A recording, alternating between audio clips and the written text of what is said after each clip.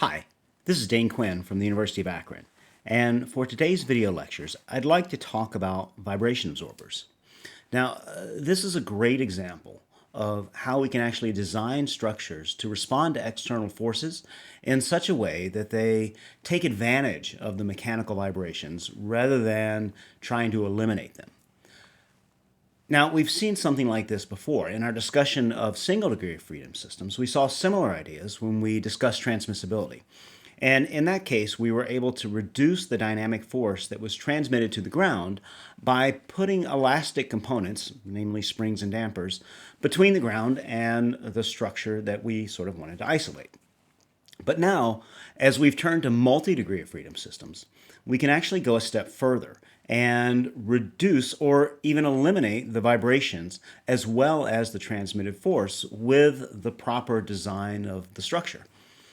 Now, we actually saw the fundamental idea behind this in a previous lecture on modal analysis. So what I really want to start off with is a review of that problem. So again, here's the previous problem that we looked at in, again, a previous lecture. We have a 2-degree of freedom system, right? So we have a block of mass m and stiffness k, and then a second block attached to that first one. So again, it's 2 degrees of freedom. And I'm going to go through and review what we had done in that previous lecture really quickly, just to get to the fundamental idea. So with x and y as our coordinates, representing the displacement of block 1 and the displacement of block 2, both measured with respect to the ground, the equation of motion can be written like this. So here it's mx double dot plus kx is equal to the forcing. Notice that we have an applied load that is attached directly to the second mass. Nothing here is acting on the first mass. So you can think about this as a chain of masses, and we're driving the end of it. The mass matrix is diagonal. This is actually a dynamically uncoupled system. And with these coordinates, the stiffness matrix is statically coupled. And of course, the forcing is applied as such. Now, when we go to solve this equation of motion, we need to identify the eigenvalue problem, right? So here, we need to determine the modal frequencies and the mode shapes for the system. So solving our characteristic equation, like we've done previously, we find that lambda 1, which is the first eigenvalue, is given here, and this is the accompanying eigenvector. And then the second eigenvalue and eigenvector are given here. Now, when we go to identify the modal response of this system, we'll take harmonic forcing on that second mass, and mode 1 ends up reducing to this, right? So remember, Q1 is the amplitude of this first mode, and this is the resulting equation.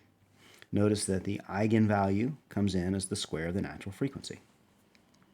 Likewise, we have Q2, and again, our second eigenvalue is the square of the natural frequency of mode 2, or the modal frequency.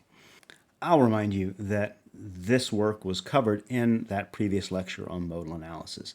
So I would urge you to go back and review that. Here, I'm just trying to give a quick summary of the problem and get to the central idea behind vibration absorbers. So now we can actually solve those modal responses, right, for some given parameter values. Again, F naught here is the amplitude of the forcing. And we find a resonant frequency at the first eigenvalue, right? So this is the response of mode 1. Here we have the response of mode 2. So here, mode 1 grows unbounded at the first natural frequency, and mode 2 grows unbounded at the second natural frequency. Again, all of this has been covered in a previous lecture. So if I'm going a bit fast, go back and review that. Now, here's the central idea. When I look at the response of the overall system, I'll essentially add the first and the second modes together. Again, first mode, second mode, and when we add them together, right, we get the overall response shown in orange, right? So this is the response of the first mass, and its amplitude I'm defining as x. Notice that we have unbounded responses at each modal frequency. And then for the second mass, we have a response as shown. Again, the amplitude of that second mass, which is y, is unbounded at each modal frequency. However, because of the way these combine, notice that this response passes through 0, right? And in fact, y is equal to 0 at a certain value of omega, right? So there's some forcing frequency at which the amplitude of that second block, right? Let's go back and look at the picture again. So at that special forcing frequency, the amplitude of this block is 0. And in fact, it's 0 independent of the forcing amplitude. So regardless of how I vary that forcing amplitude, that second block remains stationary. So this is referred to as an anti-resonance.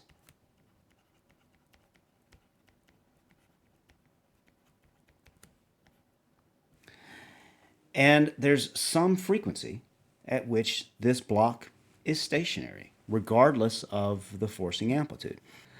Let's look at this again. Here I have the picture of the system that we're looking at. And really, I've just taken and plotted the absolute values of those amplitudes here and here. Right, so if I go back and look, I'm just going to plot the absolute value of this overall response. And we see that at an anti-resonance, the response amplitude of y vanishes. And it vanishes for any input amplitude. All right, so again, this was our anti-resonance.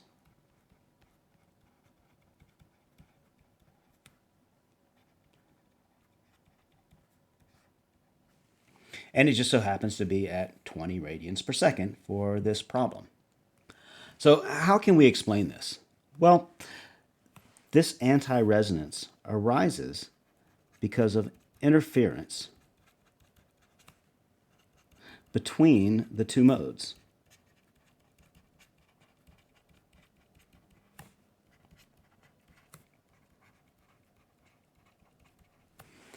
Looking back at this picture, our mode 1 response is slightly negative at this anti-resonance, and that interferes then with the contribution from the mode 2 response, which actually is slightly positive at this value of the forcing frequency. So again, those two things combine to give me 0. I'll note that the contribution from mode 2 is actually positive because of this sign on the eigenvector. So here, these two modes combine to give no response for block 2 at this specific forcing frequency. Physically, the force acting on block 2 from the connecting spring exactly cancels the applied force.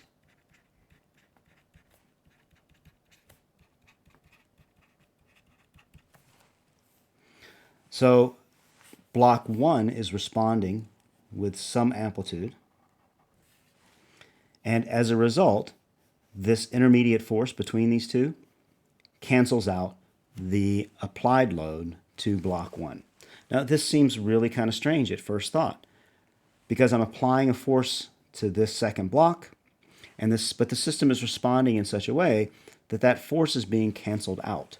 And as a result, block 2 remains stationary. And this is the fundamental idea behind a vibration absorber, right? Can we design our system so that some portion of the structure absorbs the energy that's being put into the system by an external effect, which then leaves some other component stationary? Turns out that we can do this in general. So here's really the system that we typically think about. We might have a single degree of freedom primary system. So that's a block of mass MP with stiffness Kp. And I would like to design an absorber so that when I drive this primary system with some frequency, omega star, it doesn't respond. It remains stationary because as we've seen before, it's possible for this force from the absorber to cancel out this applied load. And as a result, we identify an anti-resonance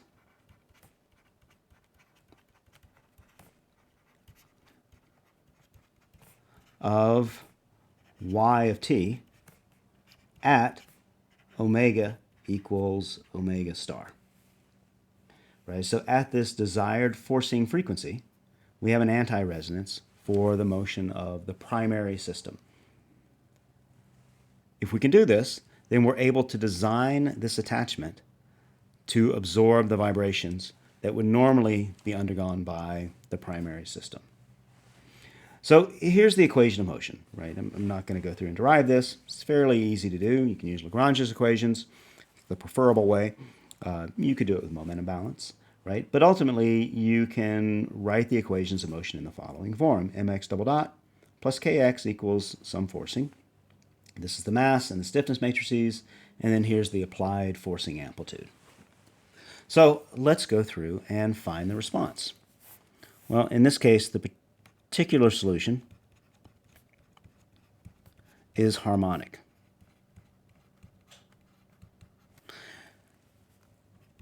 So here x of t is, again, the vector of coordinates, some amplitude, sine omega t. So we'll write that as an amplitude y for the primary system, amplitude of z for the attachment, and sine omega t. Notice that z is the relative coordinate between the primary and attachment, and y represents the absolute displacement of the primary system. Right, so let's look for this solution. Well, we need to go and determine the velocity. Right, so here it's going to be omega times this vector cosine omega t, and the acceleration is then minus omega squared x, the vector of amplitudes, and sine omega t. So I'll take this and I will introduce it into the equation of motion and try to solve. I'm going to point out that this system has no damping, and these vibration absorbers work perfectly in that case. Right? So if there's no damping, we can absolutely eliminate the vibrations of the primary system. When we add damping, behavior is not quite as good, but we still get good absorbing properties. So looking for this solution, we can take this, substitute it in, and do a little bit of algebra and come up with the following for our response. Omega squared m plus k times this vector amplitude sine omega t is equal to the forcing. Right? So that's F naught sine omega t. So here, these time-dependent functions cancel out, and we have to solve this algebraic system of equations. So let me just go through and write them out. Here, when I go through and use the mass and the stiffness matrix and these vector amplitudes and the forcing, I end up with the following system of equations. Minus omega squared, we have mp plus ma, right, from this piece, times y, minus omega squared ma here, z, plus kp times y from the stiffness term, right there and there, equals F naught. And my second equation is minus omega squared ma times y minus omega squared ma times z, right, those both come from this mass term, plus ka times z equals 0. So we need to try to solve this. Well, here they are again. I've just rewritten them. And we want to look for a solution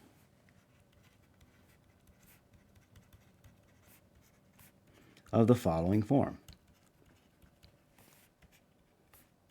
At omega equals omega star, y is equal to 0. Because that would imply that at our design frequency, our primary system is stationary. And then we'll have to end up solving for z. And we also want to design our attachment, right? So this will give us conditions for MA and KA that lead to this desired result. So just take these and put them in, right? So our first equation, well, y is equal to 0 everywhere, right? So this term goes away and that term goes away.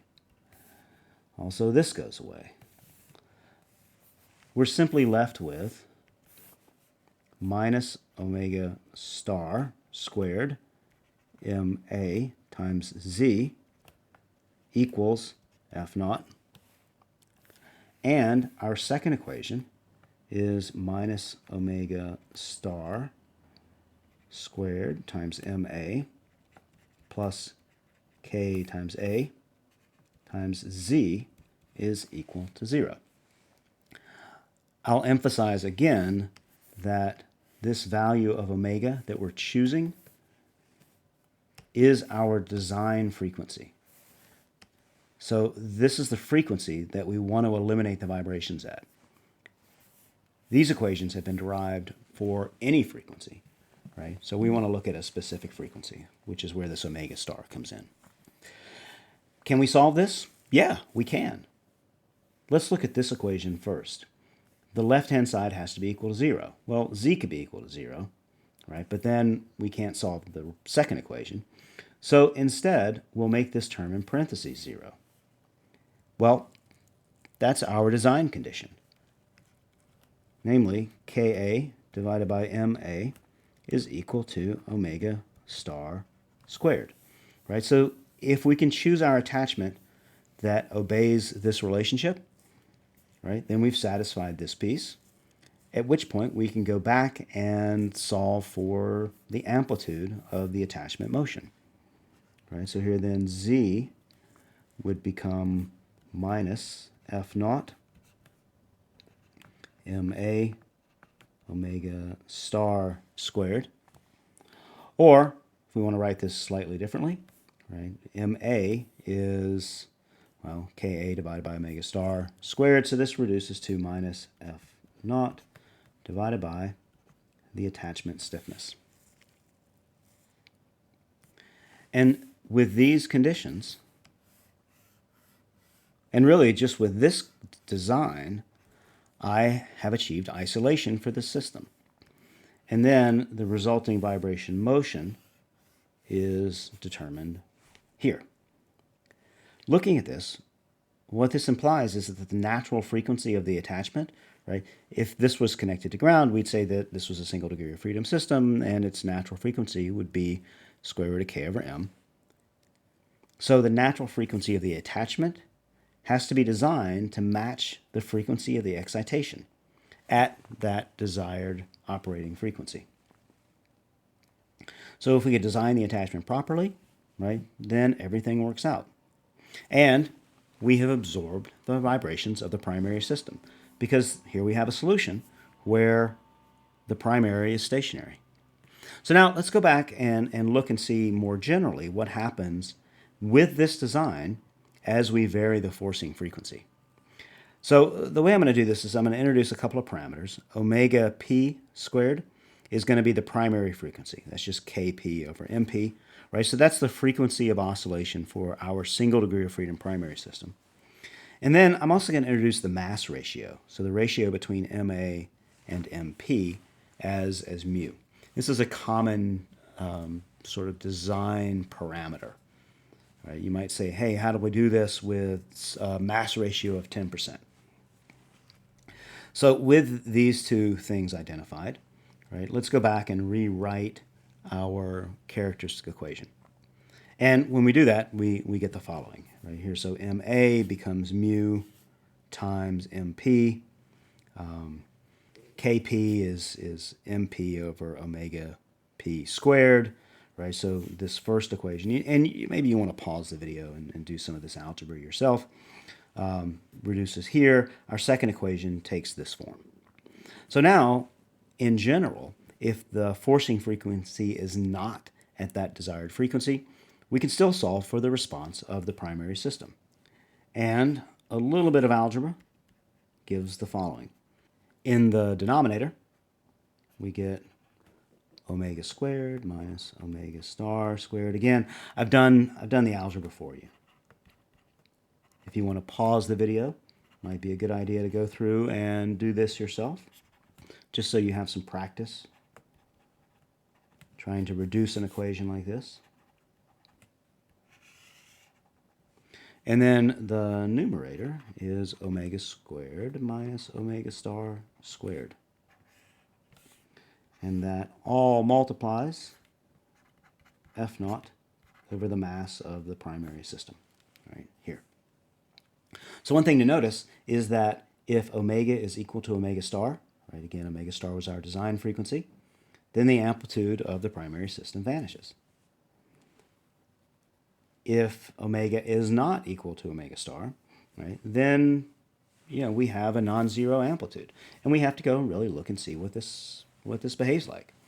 Notice that this denominator will give us two new resonant frequencies corresponding to this 2 degree of freedom system. And it depends on the design frequency, depends on the frequency of the primary, but it also depends on the mass ratio. So let's look at that in a little more detail. Right here we have that expression again, and I've identified our two new parameters as the natural frequency of our primary system and the mass ratio. And then let's go and plot this, see what it looks like. So I've chosen some values over here. Let's choose the primary mass to be 5 kilograms. The primary stiffness is 500 newtons per meter. As a result, the primary frequency is 10 radians per second, right? Because K over M is 100. Some forcing amplitude, and then these are our design goals, right? So let's let omega star, this is that desired frequency at which we'd like to eliminate the vibrations, as 15 radians per second, and we'll choose a mass ratio of 0.1. So now we just need to go and describe the response of y. So again, I'll plot the absolute value of the amplitude, and we end up with a curve that looks like this. You kind of see where I've traced it out in a lighter color, just so I get the shape right when I draw it now. And this is what the response function looks like. Again, I'm really just plotting this as a function of omega. So here, we'll notice a couple of different things about this. First off, let's look at this desired frequency, right? This is our desired forcing frequency, and at 15, our amplitude vanishes. This is the anti-resonance that we talked about, and this is our desired design goal. In addition to the anti-resonance, we see two resonant peaks. One of those is kind of close to 10, right, which was the natural frequency of the primary system. Right, so maybe it's over here. And then we have a second resonant frequency, somewhere close to our anti-resonance. This is now a 2 degree of freedom system, and so we expect two modes. And you could go through and perform a modal analysis and identify these frequencies. You can identify the appropriate mode shapes and everything that we had done for the modal analysis sort of approach. And you would again find an anti-resonance at omega equals 15 degree or 15 radians per second. Back to the design aspect of this. If I want to identify what these mass and stiffness parameters are for the attachment, well, the attachment mass is mu times mp. Again, the mass ratio is often given to us as a design spec, right? So that would be an attachment mass of 0.5 kilograms. Interestingly enough, we can do this for any attachment mass, right? So regardless of how large the attachment is, we can create an anti-resonance at omega equals 15. Now, the issue is how close these two frequencies are, right? So if mu is very small, this anti-resonance is then very close to the new resonance that we have introduced. And it may be very difficult to operate exactly at the frequency that you designed for. So increasing this mass ratio actually makes this performance of the absorber broader, right? So we have a larger frequency range at which we operate with low amplitude. But then we can also find the attachment stiffness, and that will be omega star squared times the attachment mass. This was our design frequency, and this is our attachment mass, right? So we could evaluate for this problem to be 112.5 newtons per meter. So with this design, we've created an anti-resonance at omega equals omega star, and we're able to isolate or absorb the vibrations of the primary system. So finally, this addition of the attachment creates an additional resonance.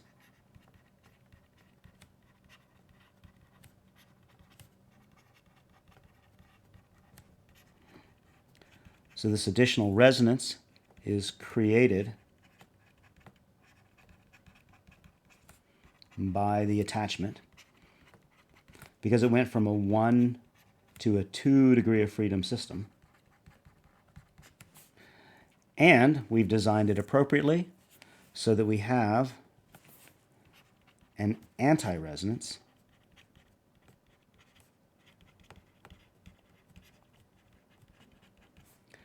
on the primary system at omega equals omega star. So again, this is, I think, a great example of what we can do with design and mechanical vibrations. As I mentioned previously, this was an undamped system. If I begin to add damping, right, which I'm really not going to go through here, but if we add damping to this system, this picture persists, right, but it degrades a little bit, right? So obviously these resonant peaks are no longer infinite, and this anti-resonance is no longer zero, right? But we can still find a minimum response near our desired forcing frequency, right? So with damping, we're no longer able to exactly eliminate the vibrations of the primary system, but they can be significantly reduced. Although at the expense of course, this additional resonance introduced by the attachment. Right? So now we have another frequency that we might have to worry about in terms of a resonant response. So that's our introduction to vibration absorbers. It's a really cool example, again, of how we can use vibrations to achieve certain goals. So that's it. As always, I'm welcoming feedback. Please send me an email, leave me a comment, however you need to get in touch with me. Thanks so much, and I will talk to you again. Bye.